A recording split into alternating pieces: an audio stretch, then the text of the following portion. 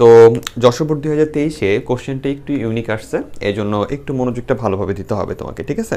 দেখো এখানে একটা তোমাদের সাইডে কোশ্চেন দেওয়া আছে। এখানে কি করছে, এখানে তোমার একটা লিস্ট দিছে, কিন্তু এটা সাধারণ কোনো লিস্ট না যেটা সকল বোর্ডে আসতেছে ইদানিং। এটা হলো তোমার দুইটা লিস্ট মিলানো ক্লাস। ওকে, তোমার উপরে উদ্দীপকটা দেখলেই বুঝতে পারবা।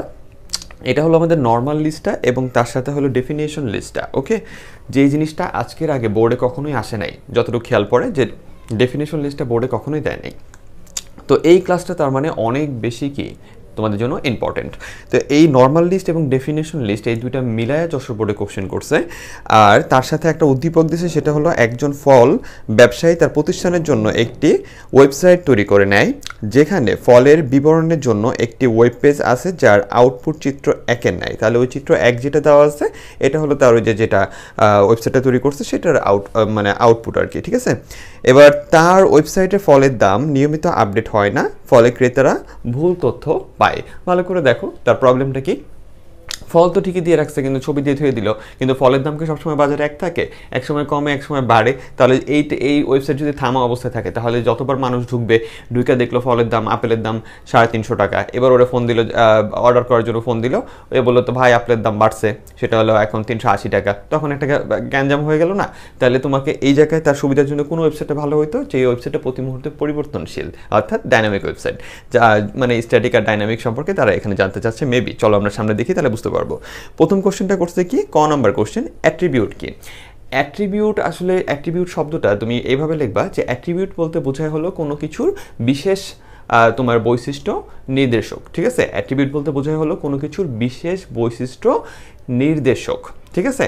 তাহলে ট্যাগের ক্ষেত্রে অ্যাট্রিবিউট বলতে বোঝায় হলো ট্যাগের ভিতরে এমন কিছু বিশেষ শব্দ থাকবে যারা বিশেষ কিছু বৈশিষ্ট্য ট্যাগের সাথে সংযুক্ত করে দিবে, তাদেরকে বলা হবে অ্যাট্রিবিউট। এবং এইটা লেখার পরে তুমি একটা উদাহরণ দিয়ে দিবা। ওকে, আর তোমাদের যেহেতু ট্যাগ মাঝে মাঝে তোমাদের ট্যাগের বিভিন্ন উপাদান খোলা যায়, এই জন্য উদাহরণ হিসাবে আমি একটা জিনিস দিছি, বাট এখানে সকল কিছু বলে দিছি, কিন্তু তুমি শুধু এটা লিখবা পি অ্যালাইন সেন্টার, বা তুমি যেটা পারো, এখন তো সবই তুমি পারো কারণ তোমার কোড ক্লাস করা হয়ে গেছে, এতগুলো কোড ক্লাস করছো, 18-19টা বা সামথিং প্রায়। তাহলে এতগুলো কোড ক্লাস করলে তুমি তো সবই পারো। তো জাস্ট তুমি পি অ্যালাইন সেন্টার, অথবা তুমি এখানে কালার রেড, অথবা কালার না দিয়ে তুমি এখানে অন্য কিছু দিতে পারো, যে অ্যালাইন তোমার সেন্টার আছে, লিফট দিতে পারো। তো এনিথিং তুমি লিখলা, লেখার পরে একটা কন্টেন্ট দিলা, তারপরে কি করলা, ক্লোজিং করে দিলা, ঠিক আছে?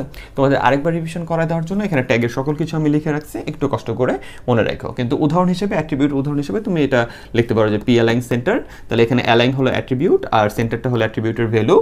আর তোমার এই ইয়াটা দেওয়ার পরে, আমাদের চিহ্ন দেওয়ার পরে যে অংশটা আসলো সেটা আমাদের কি, সেটা হলো কন্টেন্ট, এবং তারপরে ক্লোজিং ট্যাগ। তাহলে একটা ট্যাগের কি আছে, আমাদের ওপেনিং ট্যাগ থাকে, দেন ক্লোজিং ট্যাগ থাকে। যেটা ক্লোজিং ট্যাগ থাকে না, ওইটার ভিতরে কি থাকে না, কন্টেন্ট থাকে না, যেমন সিঙ্গেল ট্যাগগুলো। তারপর আমাদের কি আছে, ওর ভিতরে ইচ্ছা করলে অ্যাট্রিবিউট থাকতে পারে, অ্যাট্রিবিউটের পরবর্তী সমানের পরবর্তী অংশটাকে আমরা বলি ভ্যালু। আর এই ট্যাগের শুরু থেকে শেষ পর্যন্ত পুরোটাকে আমরা একসাথে বলি কি, অর্থাৎ ওপেনিং এবং ক্লোজিং ট্যাগের শুরু এবং শেষটারে পুরোটার একসাথে আমরা বলি এলিমেন্ট। তো এইখানে আবার ট্যাগের সকল কিছু তোমাকে বলে দিছি, যাতে তোমার মাথাটা একটু রিফ্রেশ হয়। কিন্তু তুমি উদাহরণের সময় কি লিখবা স্যার? উদাহরণের সময় তুমি এনিথিং লিখতে পারো। তুমি উদাহরণে লিখতে পারো, মনে করো যে তোমার মন চাইছে হলো ফন্ট, দেন কালার লিখলা, সমান কি দিলা, রেড দিলা, দিয়ে এখানে লিখলা হলো HTML, দেন ফন্টটা বন্ধ করে দিলা। এবার তুমি বললা কি, যে এখানে ফন্টটা হলো আমাদের ট্যাগ, এটা হলো আমাদের ট্যাগ, আর এইটা হলো আমাদের অ্যাট্রিবিউট, এবং এটা হলো অ্যাট্রিবিউটের ভ্যালু। দেন তুমি উদাহরণ দিয়ে দিলা, 1 মার্ক এবং 2 মার্ক দুইটার জন্য বলে দিলাম। এখানে 1 মার্কের জন্য আসছে, কিন্তু আমি 2 মার্ক সহ বলে দিলাম। ওকে, তাহলে চলো আমরা এরপরে কোশ্চেনে যাই। আচ্ছা, এরপরে বলছে হলো খ নাম্বার, যে আইপি ঠিকানাই হচ্ছে ডোমেন নেমের গাণিতিক রূপ। এই কোশ্চেনটা তোমাদের কতবার বলছি বোর্ড কোশ্চেন সলভ করার সময়, আর বলবো না, ঠিক আছে? এটা তোমরা বোর্ড কোশ্চেন সলভ করার সময় এতবার শুনছো যে এটা তোমাদের এখন মাথার উপর, আরেকবার বললে আমরা মারবা ধরা, ঠিক আছে? তাই এটা বলতেছি না, আর এটাতে থিওরি ক্লাসে আছেই। এরপরে কোশ্চেনটা কি, চিত্র 1-এর ন্যায় ফলাফল পেতে HTML কোড লেখো। তাহলে চিত্র 1-এর ন্যায় ফলাফল পেতে, তাহলে এটা আমাদের টার্গেটটা। তাহলে এটা আমাদের কোন কোশ্চেন, গ নাম্বার কোশ্চেন। ভালো করে বুঝো, এখানে অনেক কাহিনী আছে স্যার। তাহলে এই কোশ্চেনটা বোঝার জন্য তোমাকে সব থেকে পারদর্শী হতে হবে কিসে, আমাদের ক্লাস কত, ক্লাস নাম্বার 10 এবং 15 কোড ক্লাস, ঠিক আছে? কোড ক্লাসে 10 আর 15 ক্লাস যারা করছো তারা এমনি পারবা, ঠিক আছে? যারা একটু উইক আছে তারা শুধু একটু মিলায় নাও যেটা কিভাবে করছে। তাহলে কোশ্চেনটা একটু নজর রাখো। তাহলে প্রথমে দেখো এখানে কি বলছে, প্রথমে আমরা নেই হলো HTML দেন হলো আমাদের কি বডি, দেন হলো আমাদের কি আসতেছে, আমাদের যে প্রশ্নটা আছে এখানে ভালো করে দেখো, এটা ম্যাঙ্গো লেখা আছে, ঠিক আছে। আর এই যে ম্যাঙ্গো লেখাটা যে আছে, এই লেখাটা হলো, এটা কিন্তু ডেফিনিশন লিস্টে লেখা স্যার। এটা তুমি কিভাবে বুঝবা? কারণ ডেফিনেশন লিস্টের আউটপুটটা এইভাবে থাকে। আমরা ওই যে ক্লাসে দেখছিলাম 15 নম্বর ক্লাসে, যে ডেফিনেশন ক্লাসটার ভিতরে কি কি থাকে, ডেফিনেশন লিস্টের ভিতরে থাকে হলো আমাদের ডেফিনেশন লিস্ট দিয়ে আগে বলতে হয় ডেফিনেশন লিস্টে কি, যেটা বড় লেকচারে জানছো, অল্প করে বলে দিই। সেটা হলো যে ডেফিনেশন লিস্ট বলতে বোঝায় যেখানে আমরা কোনো কিছুকে ডিফাইন করি বা একটু ব্যাখ্যা করি, অর্থাৎ কোনো কিছুকে একটু সুন্দরভাবে ব্যাখ্যা করার জন্য আমরা এই লিস্টটা ব্যবহার করি। এটাও লিস্ট টাইপের, কিন্তু একটু লিস্টের মতো ওই যে আইটেমগুলো ছোট ছোট থাকে না, একটু বড় টাইপের থাকে, কিন্তু ওরা এখানে আইটেমটা কি দিছে, ছোট দিছে। তাহলে এরকম যদি কোশ্চেনে দেখতেছো, একটা তার একটু হাতের ডান দিকে আরেকটা, তার নিচে একটু হাতের ডান দিকে আরেকটা, এরকম যদি থাকে, তাহলে ওই ক্ষেত্রে বুঝতে হবে যে সবাই এখানে কি একটা একটার সাথে কানেক্টেড। অনেক টিচারই তোমাদের এই কোশ্চেনটা সহজে করানোর চেষ্টা করবে, অর্থাৎ ডেফিনেশন লিস্ট ছাড়া শুধুমাত্র লিস্ট দিয়ে করানোর চেষ্টা করবে, এবং ওইটা করাইলে পরিপূর্ণ হবে না। আগে বলে দিই, ওইটা করাইলে পরিপূর্ণ অ্যান্সার হবে না, কারণ আমি তোমাকে একটু পরে এটার কোড এবং আউটপুট দিয়ে দিব। আর ইনশাল্লাহ তোমাদের তো প্র্যাকটিক্যাল ক্লাস সামনে পাবাই, ঠিক আছে। তো এইখানে ডেফিনেশন লিস্টের জন্য তোমাকে জানতে হয় যে আমাদের ডিডি, যেগুলো তুমি সবই জানো, যে ডিডি দিয়ে ডেফিনেশন লিস্ট বোঝায়, ডিটি দিয়ে ডেফিনেশন টার্ম বোঝায়, আর আমাদের ডিএল দিয়ে ডেফিনেশন লিস্ট বোঝায়, ডিটি দিয়ে ডেফিনেশন টার্ম বোঝায়, আর ডিটি দিয়ে কি বোঝায়, ডেফিনেশন ডিসক্রিপশন বোঝায়। ওকে, তাহলে আমরা এখন এই যে কাজটা করব, এখানে আমাদের সবার প্রথমে ম্যাঙ্গো লেখা যে কাজটা আছে, ম্যাঙ্গো, এটা হলো আমাদের কোনটায় পড়তেছে, এখান থেকে আমাদের ডেফিনেশন লিস্টটা শুরু হইতেছে, তুমি বুঝতেই পারতেছো। তাহলে ডেফিনেশন লিস্ট যদি এখান থেকে শুরু হয়, তাহলে আমার বডির ভিতরে সবার আগে আসবে কে, সবার আগে আসবে হলো ডিএল, অর্থাৎ আমি বুঝাইলাম যে আমি কাকে নিয়ে কাজ করব, ডেফিনেশন লিস্ট নিয়ে কাজ করব। এবার ডেফিনেশন লিস্ট, এটা শুধুমাত্র লিস্টের পরিচয় দেয় যে এরপরে হলো ডেফিনেশন লিস্ট আসবে। এরপর আমার কি লিখতে হবে, এরপর লিখতে হবে হলো আমার এই কোশ্চেনের ভিতর টার্মটা কোনটা। টার্ম মানে হলো যে জিনিসটাকে ধরে পরে আমরা ব্যাখ্যা করব। তাহলে আমরা ম্যাঙ্গোটার আগে ধরবো, তারপর ওইটার আমরা কি করব, ব্যাখ্যা করব। তার মানে এরপর আমাদের কি আছে সিরিয়ালে, ডিটি, তাই না? আমরা তো এটা জানি। এরপরে আসে হলো ডিটি। এখন ডিটি এর ভিতর কারে লিখি, যাকে আগে পয়েন্ট, অর্থাৎ এই পয়েন্টটাকে নিয়ে আমরা ব্যাখ্যা করবো। এখানে পয়েন্টটাকে, এখানে পয়েন্টটা হলো ম্যাঙ্গো, তাহলে আমরা এখানে লিখবো ম্যাঙ্গো যেভাবে আছে। দেন আমরা কি করব, টিটিটাকে বন্ধ করে দিব। ওকে, দেন এবার ব্যাখ্যা করার জন্য আমাদের যেই ট্যাগটা ব্যবহার করা হয় তার নাম কি, তার নাম হলো ডিডি, ডেফিনেশন ডিসক্রিপশন, অর্থাৎ যাকে আমি নিছি ওইটারে কি করবো, এবার ব্যাখ্যা করব। তাহলে এরপরে ট্যাগের নামটা কি, এরপর ট্যাগের নামটা হলো ডিডি। আর এখানে আমরা কি করি, এটার বাকি অংশের কাজটা করি, এবং বাকি অংশে লেখা আছে কি, সিজনাল ফ্রুট। তাহলে এখানে লেখা আছে কি, সিজনাল ফ্রুট। তাহলে সিজনাল ফ্রুট যদি লেখা থাকে, এখানে ছোট্ট একটা প্রবলেম করছে যে ব্যাখ্যার ভিতরে সিজনাল ফ্রুটের ভিতরে তারা আবার কি দিয়ে দিছে, লিস্ট, নর্মাল লিস্ট দিয়ে দিছে, আমাদের নর্মাল লিস্টটা যেটা আমরা অনেক ভালোভাবে শিখে আসছি, ঠিক আছে, এটা দিয়ে দিছে। তাহলে আমাদের সিজনাল ফ্রুটের ভিতরে কিন্তু নর্মাল লিস্টটা, তার কারণে আমরা ডিডিটা, আমাদের ডিসক্রিপশনটা কিন্তু এখনো শেষ হয় নাই। নর্মাল লিস্টের কাজটা তুমি শেষ করলে তারপরে আমার কি হবে, এই ম্যাঙ্গো ডিসক্রিপশনটা শেষ হবে। এই জন্য আমাদের কি করতে হবে স্যার, এই জন্য আমার এটার ভিতরে কিসের কাজ করতে হবে, আমাদের এই নর্মাল লিস্টের কাজটাও করে দিতে হবে। আর নর্মাল লিস্টের কাজটা কি, এখানে এ দিয়ে গ্রিন আর বি দিয়ে রেড। তাহলে এটা কোন ধরনের লিস্ট, এটা হলো আমাদের, তোমাকে লিখতে হবে, এটা হলো আমাদের অর্ডারেড লিস্ট, ও এল। দেন তুমি এখানে কি দিবা, টাইপ যদি চাও, টাইপ সমান সমান দিতে পারো বড় হাতের এ। দেন তুমি ওর ভিতরে কি দিতে পারো, আমাদের গ্রিন এবং রেড দুইটা জিনিস আছে, তাহলে লিস্ট আইটেম, প্রথমটা হলো গ্রিন, দেন লিস্ট আইটেম বন্ধ, দেন আবার লিস্ট আইটেম, তারপরে আছে কি স্যার, রেড, এবং তারপরে আবার কি, লিস্ট আইটেম বন্ধ। তাহলে গ্রিন আর রেড এটা লেখার পরে ফার্স্টে কে বন্ধ হইলো, এটা লেখার পরে ফার্স্টে বন্ধ হয়েছে হলো আমার নর্মাল অর্ডার লিস্ট, যেটা ক্রমিক বা কি বলে, যার ভিতরে গাণিতিক একটা রূপ থাকে বা গণনা করা যায় বা সিরিয়াল মানা যায়, এই ধরনের লিস্টকে আমরা বলি অর্ডার লিস্ট। তাহলে এইটা আগে বন্ধ হবে, যে আমার এখানে কি বন্ধ হবে, যে আমার অর্ডার লিস্টটা শেষ, ও এল, ঠিক আছে। তারপরে কি আসতেছে, তারপরে আসতেছে হলো আমার ফাইনালি ওই সিজনাল ফ্রুট এবং গ্রিন রেড মিলায় আমার যে টোটাল যে জিনিসটা আছে, কোশ্চেনে তাকাও, seasonal fruit a green be red. এখানে অটোমেটিক এই যে লিস্ট, তোমরা যারা ক্লাস করছো তারা জানো যে a green be red automatic চলে আসলো, ঠিক আছে এটার জন্য। দেন আমাদের কি শেষ হলো, আমাদের ফাইনালি ডিডি শেষ হলো, অর্থাৎ আমরা যে ডিসক্রিপশন করতেছিলাম অর্থাৎ ব্যাখ্যা করতেছিলাম যাকে, সে এখানে কি হলো শেষ হলো। অর্থাৎ আমরা এবার এখানে কি বন্ধ করব, আমাদের ডিডি বন্ধ করব। তাহলে এই জিনিসটা আরেকটু বুঝতে হবে স্যার, আরেকটু বলি, দেন এটা বোঝার পরে আমরা বাকি অর্ধেকটা আবার করে ফেলবো, কারণ বাকি অর্ধেকটা এটার মতোই। তাহলে এখানে কি বলছে স্যার, ভালো করে বোঝো। আমরা যখন দেখব যে একটা জিনিস আছে তার নিচের লাইনে ডান দিকে আবার একটা জিনিস আছে, আবার তার নিচের লাইনে ডান দিকে আরেকটা জিনিস, এগুলোকে বলা হয় কানেক্টেড জিনিস। ওকে, আমরা সাধারণত নেস্টেড লিস্ট করছি, কিন্তু নেস্টেড লিস্টের ভিতরে আমরা যেটা দেখছি, আমরা 10 নম্বর ক্লাসে নর্মাল লিস্ট করছি, 11 নম্বর ক্লাসে নেস্টেড লিস্টটা করছিলাম, বিরাট আলোচনা হবে, ঠিক আছে, খেয়াল আছে হয়তো বা তোমার। তো 11 নম্বর ক্লাসে আমরা যেটা করছিলাম যে নেস্টেড লিস্টে খেয়াল করে দেখো, ওইখানে জিনিসগুলো থাকে হলো এইভাবে। মনে করো ম্যাঙ্গো যে আছে, ঠিক আছে, ম্যাঙ্গো থাকতো, এখানে মনে করো কিছু একটা দিস সার্কেল বা সার্কেল কিছু একটা আছে, দেন এইখানে দেওয়া আছে হলো এ দিয়ে মনে করো গ্রিন, আর বি দিয়ে দেওয়া আছে মনে করো রেড। তাহলে ভালো করে বোঝো, নেস্টেড লিস্টটা তখন কাজ করে যখন আমাদের উপরে যে জিনিসটা থাকে সেও কিসে থাকে, কোনো অর্ডার লিস্ট নালে আনঅর্ডার লিস্টে থাকে। যেমন এটা আনঅর্ডার লিস্ট, এখানে অর্ডার লিস্টও চাইলে থাকতে পারতো। এখানে মনে করো যে এখানে মনে করো ইটালি ফর্ম দেওয়া আছে, অথবা এখানে মনে করো ধরো 5 দেওয়া আছে। তাহলে অর্ডার অথবা আনঅর্ডারেড লিস্ট আছে, এবং তার ভিতরে হালকা ডান দিকে আরেকটা লিস্ট আছে। এই কাজটা থাকলে ওই কাজটা পুরোটা হবে হলো আমাদের লিস্টের সাধারণ লিস্ট এবং নেস্টেড লিস্ট মেলায়। ওকে, কিন্তু আমাদের এই প্রশ্নে আমরা দেখতেছি যে নর্মাল কথা তার নিচে হাতের ডান দিকে কোনো কিছু ব্যাখ্যা করার মতো করে দেওয়া আছে এবং তার ভিতরে লিস্ট আছে, তখনই তুমি বুঝবে এটা কি দিচ্ছে, ডেফিনেশন লিস্ট। কেন এত কথা বলতেছি এটা নিয়ে, তার কারণটা হলো আজকের আগে এরকম কোশ্চেন, মানে সরি 23-এর আগে এরকম কোশ্চেন আসে নাই ডেফিনেশন লিস্টের।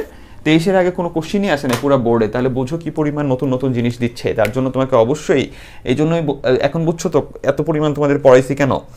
তাহলে আমাদের এখানে কি করলাম, ম্যাঙ্গোটারে, তাহলে এই টাইপের জিনিস দেখলেই তোমরা বুঝতে পারলে যে এটা আমাদের কোন টপিকটা, 15 নম্বর ক্লাসের ডেফিনেশন লিস্ট। তাহলে ডেফিনেশন লিস্টে আমরা জানতে পারছি যে আমাদের কি কি আছে।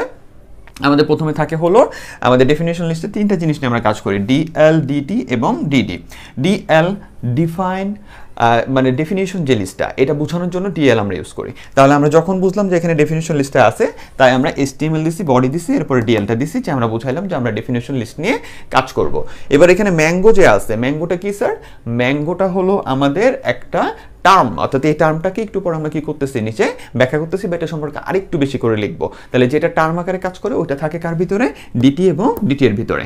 এরপরে সেটার যে আরেকটু ব্যাখ্যা করবো ওইটা কোনটা দিয়ে করতে হয়, ডিডি দিয়ে, ঠিক আছে, ডিডি মানে ডেফিনেশন ডেসক্রিপশন। তাহলে আমরা ওই যে ডিডি লিখলাম, ডিডি লিখে সিজনাল ফ্রুট লিখে কিন্তু এখানে ডিডি বন্ধ করে দিতে পারতাম, কিন্তু করি নাই কেন, কারণ আমাদের এই যে ডিডি এর কাজটা অর্থাৎ ব্যাখ্যা করার কাজটা, এটা কতটুকু পর্যন্ত আগাইছে, এটা গ্রিন এবং রেড পর্যন্ত গেছে। এই জন্য আমরা এখানে বন্ধ না করে আগে ওই গ্রিন আর রেড নেওয়ার ব্যবস্থা করছি, এবং দেখতেছে ওইটা কি, ওইটা হলো আমাদের অর্ডার লিস্ট। তাহলে অর্ডার লিস্ট এর টাইপের হলো বড় হাতের এ, কারণ বড় হাতের এবি দেওয়া। তাহলে দিয়ে গ্রিন আর রেড এর কাজটা করে দেন অর্ডার লিস্টটা বন্ধ করে দেন আমরা কি করছি, ডিডিটা বন্ধ করছি, যার কারণে এটা আমাদের সুন্দর করে কাজটা হয়ে গেল। এইবার আমরা বাকি অর্ধেকের কাজটা করব, যেখানে আবার কি বলছে, যেখানে আবার বলছে জ্যাক ফ্রুটের কাজটা করো। তাহলে বাকিতে আবার কি আছে, এটার পরে করবা, ঠিক আছে, এটার পরের অংশ। এর পরের অংশে আবার আমরা কি ধরবো, আমরা কিন্তু এবার আবার এটা লিখতে পারবো না, ডিএল লিখবো না, এটা একবারই লেখা থাকলো, কারণ এর পরেরটাও আমাদের কি ডেফিনেশন লিস্টের ভিতরেই পড়ে, একবারে শেষ করে দিলেই হয়ে যাবে, ঠিক আছে। তাহলে জ্যাকফ্রুটটা কি, এটাও একটা টার্ম যেটা আমরা ব্যাখ্যা করব। তাহলে এটা আসলে কার ভিতরে পড়বে, এটা পড়বে হলো ডি টি এর ভিতরে, এবং ডিটি এর ভিতরে আমরা লিখবো কি, জ্যাকফ্রুট। জ্যাকফ্রুট বড় হাতে লিখছে, হ্যাঁ, FRUIT, ঠিক আছে, জ্যাকফ্রুট। দেন আমরা ডিটিটাকে বন্ধ করব, হ্যাঁ ডিটি বন্ধ করব, তার কারণটা হলো আমার টার্ম তো এইটুকুই, তাই না। তাহলে টার্মটা আমার এইটুকুই, তাই আমরা ডিটিটাকে বন্ধ করে দিলাম। ওকে, এইবার কোন জিনিসটাকে নিয়ে একটু ব্যাখ্যা করছে, ঠিক আছে। ডেফিনেশন লিস্টে সাধারণত এই 3টা জিনিসই সাধারণত 3টাই থাকে। তাহলে এবার কি কাকে একটু ব্যাখ্যা করছে, সেটা হলো ন্যাশনাল ফ্রুট, এটা লিখছে, মানে ওই যে ডিটিটা, এই ডিটিটাকে ব্যাখ্যা করার জন্য আমার কোনটা একটা লাগবে, সেটা হলো ডি ডি, ডেফিনেশন ডেসক্রিপশন, ঠিক আছে। এইবার ডিডি এর ভিতরে আছে কি, ন্যাশনাল ফ্রুট। তাহলে ডিডি এর ভিতরে কি আছে, ন্যাশনাল কি ফ্রুট, সরি ন্যাশনাল ফ্রুট। দেন আমরা ডিডি বন্ধ করে দিব না, কারণ তার ভিতরে আবার কি আছে, আবার লিস্টে আছে, সেই লিস্টটা কি, কোন লিস্টটা, নর্মাল লিস্ট, এবং এখানে কি লেখা আছে গ্রিন আর ইয়েলো। তাহলে ন্যাশনাল ফ্রুট, এবার আমরা কি করব লিস্টের কাজটা করে দিই, সেটা কি আমাদের এটা আনঅর্ডার্ড লিস্ট, তাহলে ইউএল, টাইপটা কি, টাইপটা হলো স্কয়ার। এগুলো সব তোমাদের এখন পারার কথা, কারণ সব করাইছি কত সুন্দর করে, স্কয়ার। এবং আমাদের এখানে লিস্ট আইটেম কি কি আছে, লিস্ট আইটেম এখানে দিছে কি গ্রিন,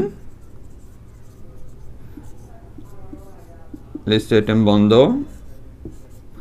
লিস্ট আইটেম কি দেওয়া আছে ইয়েলো।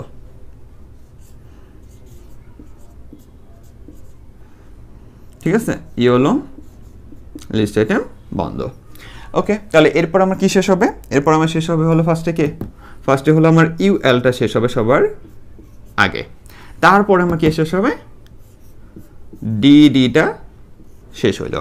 তাহলে আমার ইয়েলো পর্যন্ত কাজ শেষ। তাহলে এইবার ফাইনালি আমার কার কাজ শেষ হলো, এইবার ফাইনালি আমার শেষ হয়েছিল এই যে ডিএল, অর্থাৎ আমরা যে বললাম যে ডেফিনেশন লিস্ট, ওর কাজটা এবার ফাইনালি শেষ হলো, যে ডেফিনেশন লিস্ট এখানে ফাইনালি শেষ। ওকে, দেন আমাদের কি শেষ হয়েছে, দেন হলো বডি, দেন হলো HTML। এইভাবে কোডটা করলে দেখো সাইডে কোড, কম্পিউটার কোড দেওয়া আছে এবং এটা আউটপুট দেওয়া আছে। আর অনেক কিছু তোমরা জানতে পারবো ভবিষ্যতে, এই রিসেন্টলি আমি তোমাদের দিয়ে দিব, প্র্যাকটিক্যাল ক্লাস দিয়ে দিব একটা, যেখান থেকে আরও জানতে পারবা। তো এটার খালি ছবিটা দেওয়া আছে, দেখো কোড করছি আর এই যে আউটপুট। ঠিক আছে, তাহলে দেখছো হুবহু সেম আউটপুট আসে হলো এই কোডটা করলে।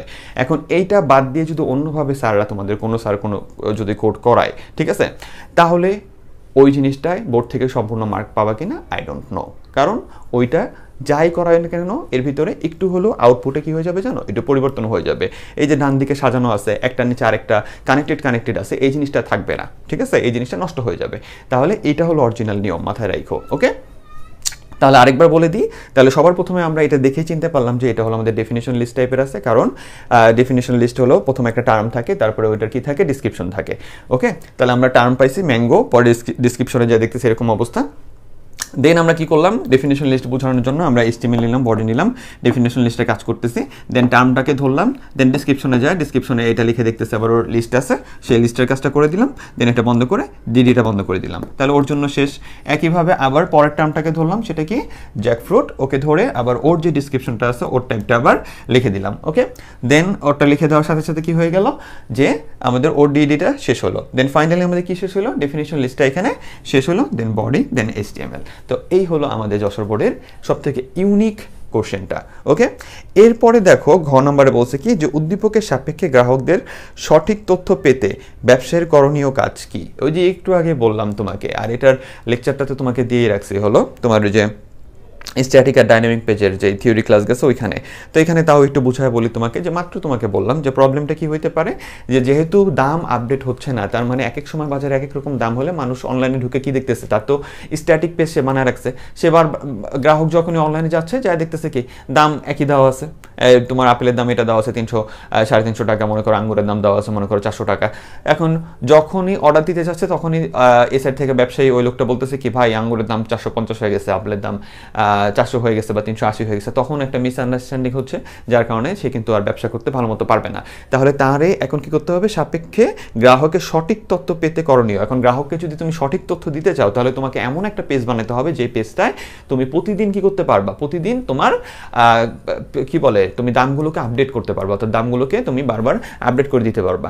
এছাড়াও তুমি যদি চাও, তার আরও সুবিধার জন্য তুমি লিখতে পারো যে সে যদি এখানে ডাইনামিক পেজটা ব্যবহার করে, স্ট্যাটিক ব্যবহার না করে, তাহলে সে এখানে কি করতে পারবে, সে এখানে গ্রাহকের সাথে কমেন্টেই কথা বলতে পারবে, এরকম একটা অবস্থা তৈরি হবে। তাহলে এটার অ্যান্সারটা কি স্যার, এটার অ্যান্সারটা হলো যে উদ্দীপকের যেই পেজ সম্পর্কে কথা বলা হয়েছে সেটা হলো স্ট্যাটিক পেজ, এবং গ্রাহকের সাথে যদি তার ব্যবসায়িক সেবা আরও সুন্দর করতে হয়, তাহলে তাকে যে কাজটা করতে হবে সেটা হলো এই স্ট্যাটিক পেজটাকে ডাইনামিক পেজে কনভার্ট করতে হবে। হবে। এবার এর জন্য করণীয় কি, তাহলে ফার্স্টে তুমি স্ট্যাটিক পেজের যে সকল অসুবিধাগুলো আছে এগুলো হালকা আলোচনা করে দিলা, দেন এবার ডাইনামিক পেজ করার জন্য কি করতে হবে, ডাইনামিক পেজ করার জন্য আমাদের এই স্ট্যাটিক পেজটাকে ডাইনামিক করার জন্য এর সাথে আমাদের ডাটাবেজের কানেক্টিভিটি করতে হবে, অর্থাৎ MySQL টাইপের বা মাইক্রোসফট এক্সেস টাইপের সফটওয়্যারের কানেক্টিভিটি করতে হবে এবং এই ওয়েবসাইটের কোডটিকে রূপান্তর করতে হবে বা পরিবর্তন করতে হবে কিসের কোড দিয়ে, আমাদের ASP JSP PHP এই ধরনের একটু পাওয়ারফুল ল্যাঙ্গুয়েজ দিয়ে এটার কোডগুলোকে কি করতে হবে, আপডেটেড করতে হবে। তাহলে এগুলো দিয়ে আমরা কি তৈরি করতে পারবো, একটা ডাইনামিক পেজ তৈরি করতে পারবো, কার জন্য, এই ব্যবসায়ের জন্য। আর এই ডাইনামিক পেজটা যদি তৈরি হয় তাহলে তখন তোমার কি, এই ডাইনামিক পেজ মানে কি, যে পেজটা প্রতি মুহূর্তে পরিবর্তনশীল এবং যে পেজটা কি থাকে, দেখতেও খুব আকর্ষণীয় থাকে, অর্থাৎ তখন এই জিনিসটা আমাদের ওই ব্যবসায়ের ক্ষেত্রে গ্রাহককে কি করবে, অতিরিক্ত আগ্রহী করে তুলবে পেজের প্রতি এবং সঠিক মূল্য গ্রাহক ওখান থেকে জানতে পারবে। ঠিক আছে, সংক্ষেপে আলোচনা করলাম কারণ বৃহৎ ব্যাখ্যা তুমি জানো। তাহলে এই ছিল আমাদের ছোট করে এটার আলোচনা। এরপরেও যদি মনে হয়, আমার যদি কখনো মনে হয় যে আরও কোনো টপিক তোমাদের দেওয়া উচিত বা দরকার, যদিও তোমাদের খুবই বৃহৎভাবে তোমাদের বইটা কভার করে দিছি, এরপরে যদি দরকার পড়ে তাহলে অবশ্যই আমি এই প্লেলিস্টে তোমাদের এখানে সংযুক্ত করে দিব, অর্থাৎ এই কোর্সে তোমাদের সংযুক্ত করে দিব। সো এটা নিয়ে কোনো প্যানিক নিবে না। তোমাদের এখন কাজ কি, তোমাদের এখন কাজ হলো প্রচুর পরিমাণে প্র্যাকটিস করা এবং সামনে তোমাদের ক্লাস আসতেছে হলো MCQ, ওগুলো ভালো মতো মন দিয়ে করবে।